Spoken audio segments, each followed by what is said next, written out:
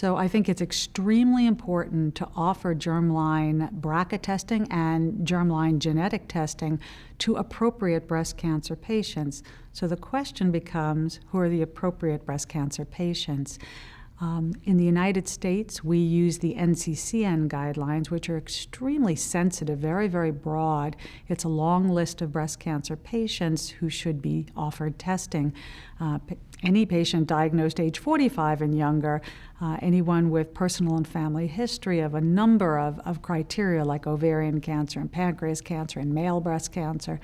So it's a long list, and the sensitivity is quite high.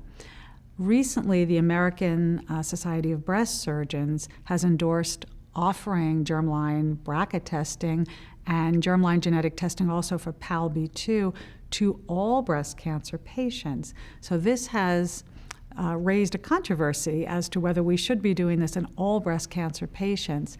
And I think there are a couple of studies that have tried to look at this, and I think the best one by Beich and colleagues shows that if we followed the NCCN criteria, what would we be missing?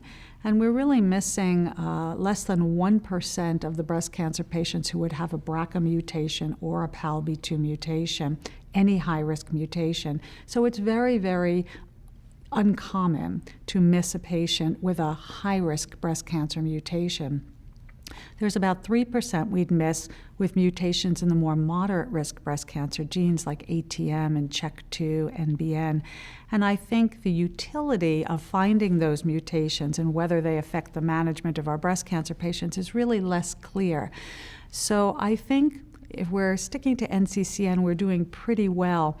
One of the problems with testing all breast cancer patients is certainly the cost and also the accessibility of genetic counselors and experts who can handle both those found to have a mutation, but those found to have a variant with unknown significance, which can create a lot of anxiety and questions.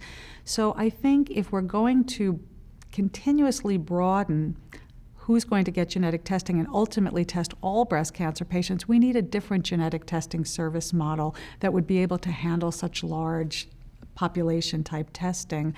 One important point to note is that if studies show that PARP inhibitors have efficacy in our BRCA carriers with early-stage breast cancer, for example, if the Olympia trial is positive, then it really may be necessary to offer genetic testing to all of our breast cancer patients in order not to miss the BRCA carriers, which would be consistent with our policy in the metastatic setting.